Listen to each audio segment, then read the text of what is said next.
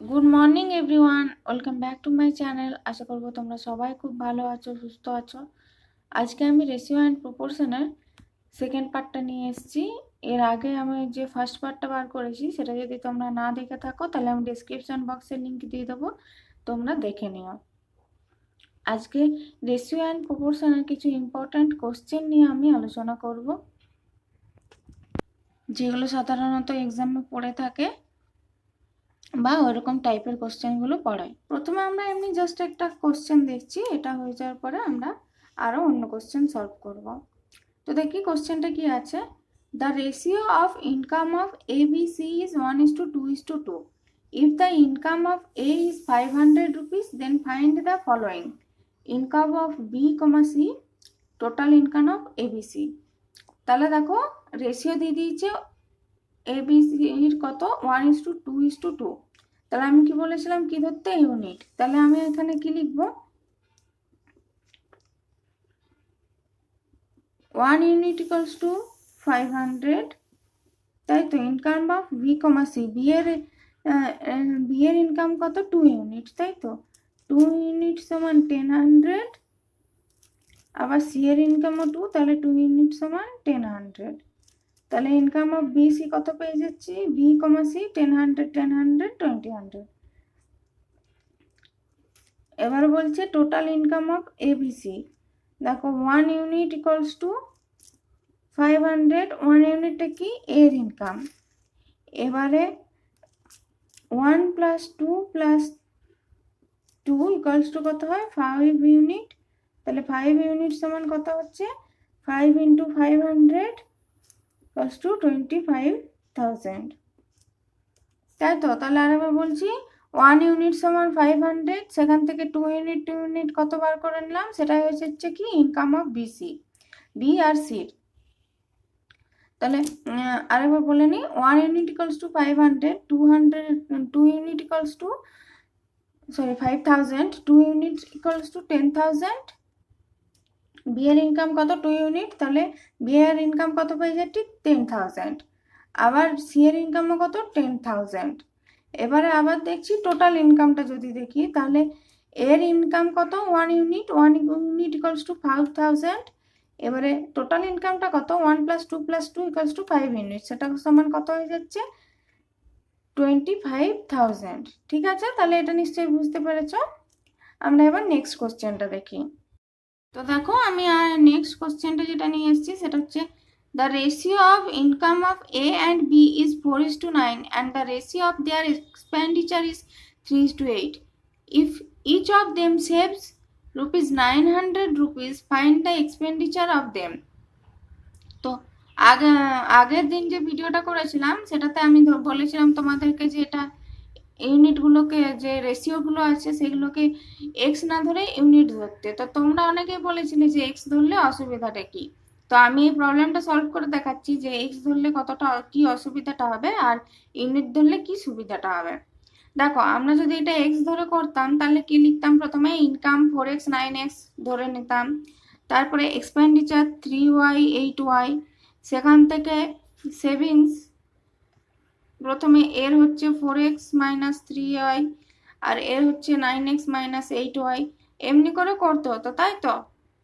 এবারে এটা আমাদের অনেকটা লেন্দি প্রসেস হয়ে যেত। এবারে আমি যদি ইউনিট ধরে করি তাহলে কি হবে, দেখো ইনকাম ফার্স্টে লিখে নিচ্ছি, ইনকাম 4:9। দেখো এ আর বির ইনকামের রেশিও কত, 4:9, এক্সপেন্ডিচার 3:8, মানে কি 4 ইউনিট আর 9 ইউনিট হচ্ছে ওদের ইনকাম আর 3 ইউনিট আর 8 ইউনিট হচ্ছে ওদের এক্সপেন্ডিচার।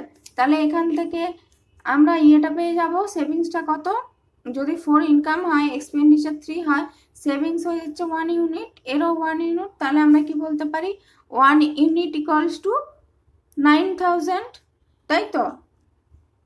দেখো আমি লিখে দিলাম 1 ইউনিট ইকুয়ালস টু 9,000। তাহলে কি বলেছে, তাদের এক্সপেন্ডিচার বার করতে বলেছে। তাহলে 3 ইউনিট ইকুয়ালস টু কত, 27,000 আর 8 ইউনিট ইকুয়ালস টু 72,000, তাই তো। তাহলে এক্সপেন্ডিচারও বেরিয়ে গেল, খুব সোজা। আমি যদি এক্স ধরে করতাম, এক্স ওয়াই ধরে, তাহলে এরকম আসতো, তারপরে এটাকে আমাকে সলভ করতে হতো এই ইকুয়েশনগুলো, যেটা এই ইউনিট ধরায় আমাদেরকে সলভ করতে হলো না, খুব তাড়াতাড়ি হয়ে গেল। জাস্ট ইউনিটটা ধরলাম, ওদের ডিফারেন্সটা বার করলাম, সেটা ইনকাম আর এক্সপেন্ডিচারের যে ডিফারেন্স সেটাই হয়ে গেল সেভিংস। এবারে সেভিংসটা যেহেতু দেওয়া আছে আমাকে, তাহলে এক্সপেন্ডিচারের যেটা এক্সপেন্ডিচারের ভ্যালু পেয়ে গেলাম। এদের যে রেশিও আছে 3 এর ভ্যালু 3 আর 8, 3 এর ভ্যালু বার করলাম। 1 ইউনিটের ভ্যালু যদি 9000 হয়, তাহলে 3 ইউনিটের ভ্যালু কত, 8 ইউনিটের ভ্যালু কত। তাহলে এরকম করলে খুব সহজেই হয়ে গেল, যেটা এক্স ওয়াই ধরে করলে আমাকে অনেক অসুবিধা ফেস করতে হতো। এবারে নেক্সট কোশ্চেনটা দেখো, if the ratio of income of A and B is 3:5 and the ratio of expenditure is 2:9, if each of them saves 6,800 rupees, find the expenditure of them.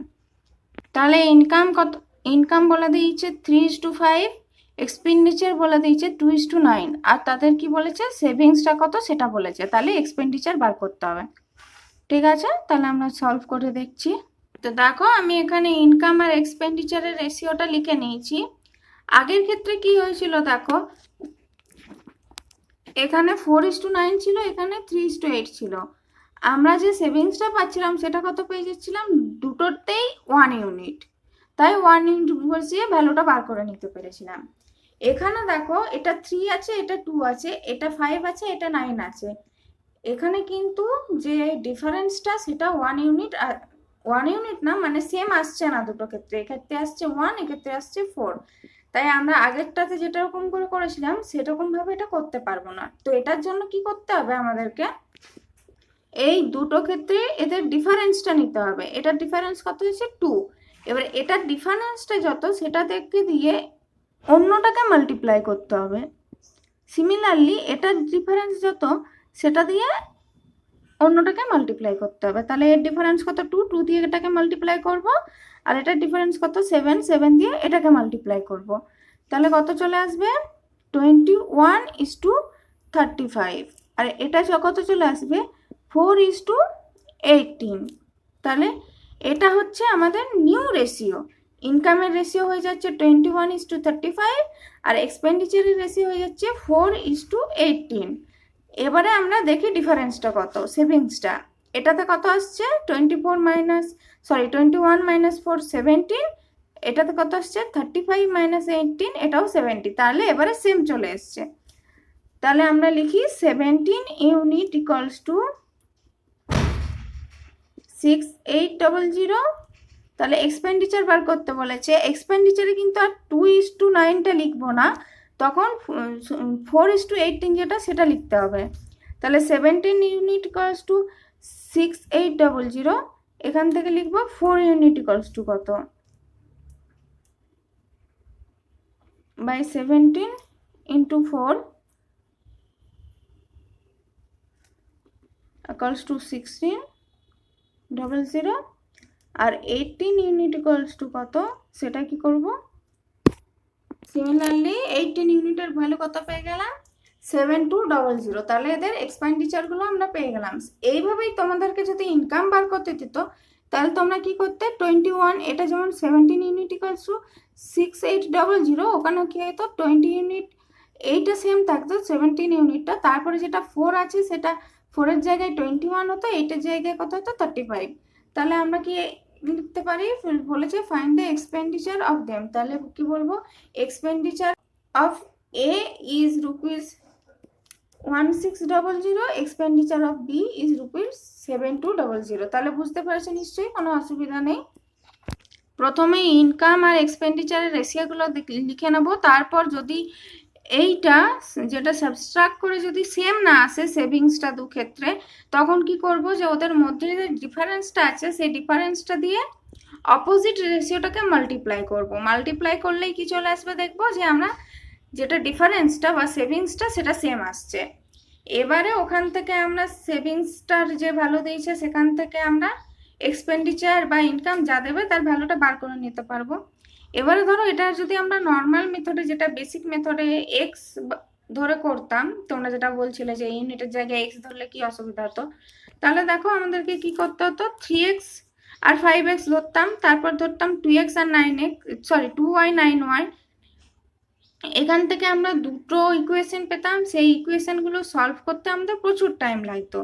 তাই তার চেয়ে ইউনিট ধরে আমরা এই যে সলভটা করলাম সেটা কি অনেক তাড়াতাড়ি হয়ে গেল। ঠিক আছে, তাহলে নিশ্চয়ই বুঝতে পেরেছো তোমরা। এবার আমরা নেক্সট কোশ্চেনটা দেখি।